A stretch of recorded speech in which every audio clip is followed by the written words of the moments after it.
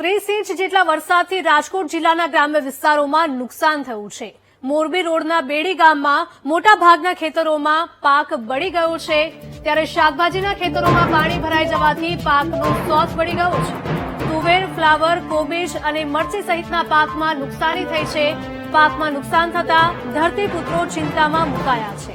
સર્વે કરીને સરકાર પાસે સત્વરે મળતર ચૂકવવાની માંગ કરવામાં આવી।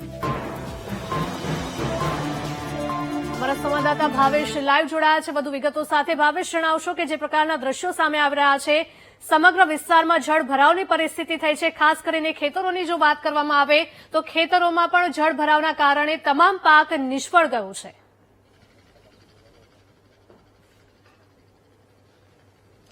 જી હિરાલ, રાજકોટમાં 5 દિવસમાં જે 30 ઇંચ વરસાદ આવ્યો છે, જેના કારણે હવે જગતનો તાત છે તે ચિંતિત બન્યો છે। આપ સીધા દ્રશ્યો જોઈ શકો છો, બેડી ગામના ખેતરના દ્રશ્યો છે।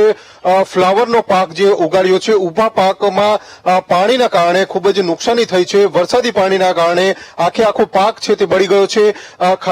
જે ફ્લાવર સાથે સાથે મરચી, તુવેર, કોબી સહિતના જે પાકો છે તેમાં ભારે નુકસાની છે તે થવા પામી છે। બેડી ગામમાં લગભગ મોટા પ્રમાણમાં ખેડૂતો છે તે શાકભાજીની ખેતી કરતા હોય છે, પરંતુ હવે આ શાકભાજીના પાકને પણ મોટા પ્રમાણમાં નુકસાની થઈ છે, જેના કારણે હવે જો ભવિષ્યમાં ગૃહિણીઓનું બજેટ ખોરવાય તો નવાય નહીં। કારણ કે જે પ્રમાણે વરસાદ આવ્યો છે, 30 ઇંચ જેટલો વરસાદ આવ્યો છે અને રાજકોટ શહેર અને જિલ્લામાં તહેસ-મહેસ થઈ છે, પરંતુ હવે ગ્રામ્ય વિસ્તારોમાં જે ખેડૂતોના ખેતરમાં ઉભા પાક હતા તે સંપૂર્ણ પાક છે તે બળીને નાશ પામ્યા છે। હાલ આ દ્રશ્ય તમે જોઈ શકો છો, જે ઉભા પાક છે, ફ્લાવરનો ઉભો પાક છે, પરંતુ વરસાદના પાણીના કારણે આ ફ્લાવરનો પાક છે તે જે કહી શકાય છે કે સંપૂર્ણ નુકસાન થઈ ગયો છે। આપણી સાથે ખેડૂતો મિત્રો છે, તેમની સાથે વાત કરવાનો પ્રયત્ન કરશી। જે પ્રમાણે જે આ પાકને નુકસાન ગયું છે, જેમનું આ ખેતર છે તે ખેડૂત આપણી સાથે છે। શું નામ છે તમારું? મારું નામ દિનેશભાઈ પટેલ છે। દિનેશભાઈ, જે પ્રમાણે હવે આ 30 ઇંચ વરસાદ આવ્યો છે, તમે શું વાવ્યું હતું તમારા ખેતરમાં? કયા કયા પાક વાવ્યા હતા? આમ તો અમારું ગામ આખું બકાલાના વ્યવસાયથી જોડાયેલું છે, અગ્રેસર છે અને હાઇબ્રિડ ઉત્પાદન બિયારણ લઈને ઉત્પાદન કરી છે। એમાં આ વખતે એવી પરિસ્થિતિ થઈ છે, છેલ્લા 40 વર્ષમાં નથી થઈ કે અમે નુકસાનીનો ભોગવવાનો વારો આવ્યો છે। અમારે ફ્લાવર, મરચી, કોબીજ, ટમેટી અને અમેરિકન મકાઈ જે એ બધું સારું એવું ઉત્પાદન મળે એવી આશા હતી, કારણ કે મીડિયમ વરસાદ સારો આ વખતે આવતો હતો અને એ દરમિયાન અતિવૃષ્ટિ થઈ, એના કારણે અમારે વધારે પડતું નુકસાન ભોગવવાનો આજ વારો આવ્યો છે, જે કહી શકાય કે 100% અમે નિષ્ક્રિય થઈને નિષ્ફળ ગયા છે। જે પ્રમાણે ખેડૂતોનો 100% પાક છે તેનું ધોવાણ થયું છે, નિષ્ફળ જાય છે।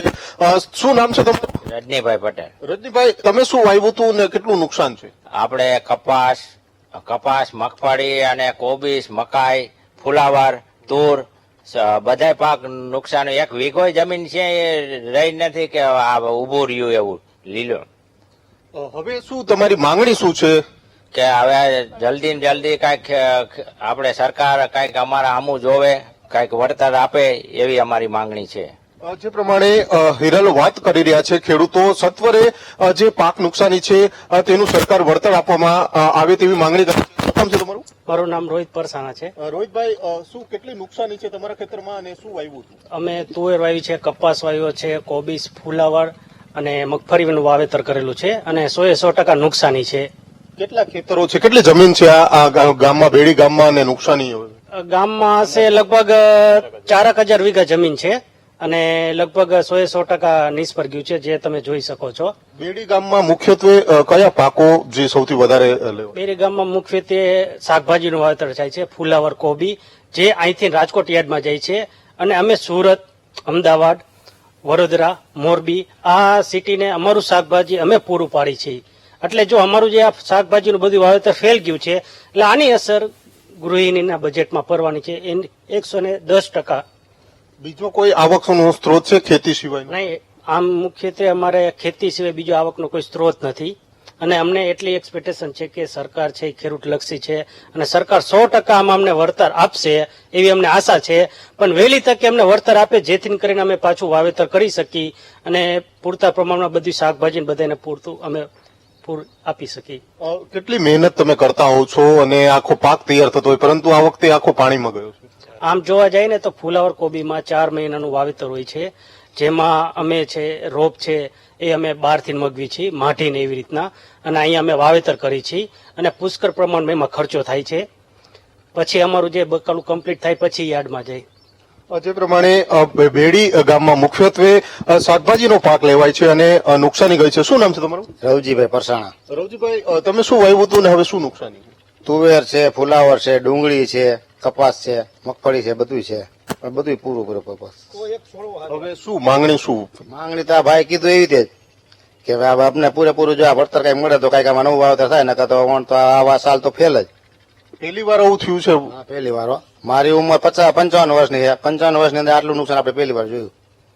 બીજા કોઈ આવકના સાધનો? કોઈ નહીં. ખેતી સિવાય અમારે બેડીમાં લગભગ બધાને એમ જ છે, ખેતી ઉપર જ છે આધારિત. અને આમ સારું આમ બકાલું શાકભાજી વાવતા ને અમને સારું વળતર મળતું. પણ હવે આ તો એ બધું પૂરું થઈ ગયું એટલે હવે તો બધું ફેલ. હવે બીજો પાક લઈ શકશો? કારણ કે ધોવાણ પણ થયું છે ખેતરમાં. તો ખેતરમાં અમારે તો ફેન્સિંગ આમ તો પડી ગઈ છે. 1 ફૂટ જેવી ફેન્સિંગ, પાટી ફેન્સિંગ માં એ બધી પડી ગઈ. જમીન ધોવાણ થઈ ગઈ. ગુજરાત જે પ્રમાણે હિરલ ખેડૂતો વાતો કરી રહ્યા છે કે જમીનનું ધોવાણ થયું છે, સાથે સાથે સંપૂર્ણ જે પાક છે તે બળીને જે નુકસાની છે તે થઈ છે. હવે સરકાર પાસે તેઓ આશા લઈને બેઠા છે કે સરકાર તાત્કાલિક આ તમામ નુકસાનીનો સર્વે કરે અને ત્યારબાદ તેમને આ પાક છે તેનું વળતર છે તે તાત્કાલિક આપે, જેના કારણે તેઓ આગામી તૈયારી છે તે કરી શકે અને નવો પાક છે તે ખેતરમાં લઈ શકે. જી હિરલ. બિલકુલ ભાવેશ, શું ખેડૂતો દ્વારા સરકાર સમક્ષ કોઈ માંગણી રજૂ કરવામાં આવે છે, કોઈ માંગ કરવામાં આવે છે કે પત્ર લખવામાં આવ્યો છે કે કેમ?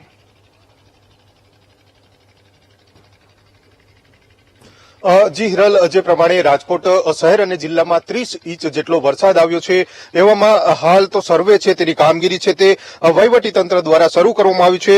ખેડૂતો દ્વારા પણ રજૂઆત છે તે કરવામાં આવી છે. આપણે ખેડૂતોને ફરીથી પૂછવાનો પ્રયત્ન કરશું, તમારા ગામમાં કોઈ સર્વે માટે કોઈ આવ્યા છે અધિકારીઓ? કોઈ હજી કોઈ કાંઈ આવ્યા નથી. સર્વેની કામગીરી રાજકોટ જિલ્લામાં ચાલુ થઈ છે, વહીવટી તંત્રએ પણ જાહેરાત કરી છે સર્વે ચાલુ. અમારા સરપંચે જે દીધી છે નોટિસ કે ભાઈ અમારે વહેલી તકે અમારે આ સર્વે કરે. તમે પણ રજૂઆત કરી છે તંત્રને? કઈ આપણે સરપંચને રજૂઆત કરી છે કે ભાઈ વહેલી તકે આનો આપણને લાભ મળે એવું કરો. શું કહેશો તમે, કઈ રજૂઆત તંત્રને કરી હોય? કારણ કે મોટા પ્રમાણમાં નુકસાની છે અને રાજકોટની નજીકનું ગામ.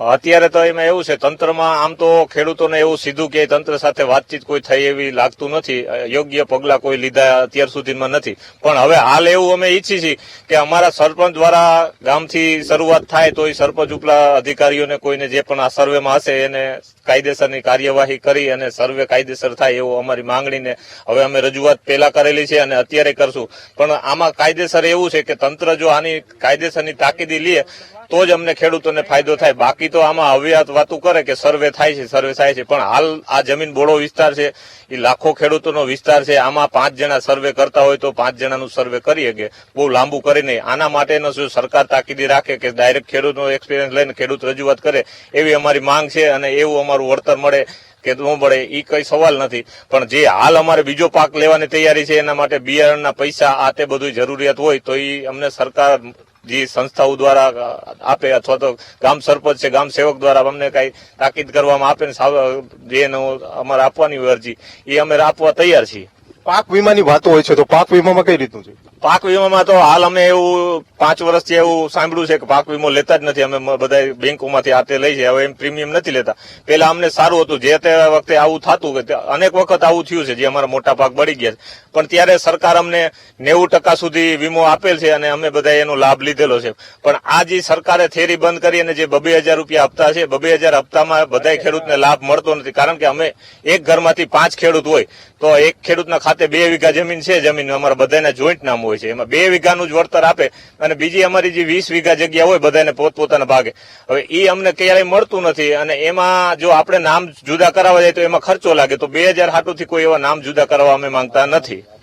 જે પ્રમાણે હિરલ ખેડૂતો કહી રહ્યા છે કે હાલ તો તેમને સરપંચ સહિતના જે વિસ્તારના આગેવાનો છે તેમને રજૂઆત છે તે કરી છે. ભવિષ્યમાં હવે સર્વેની કામગીરી ચાલુ છે એવામાં તેઓ તંત્રોને પણ રજૂઆત કરે છે કે તેમના જે આ નુકસાની છે, વળતર છે તે તાત્કાલિક ચૂકવવામાં આવે. જી.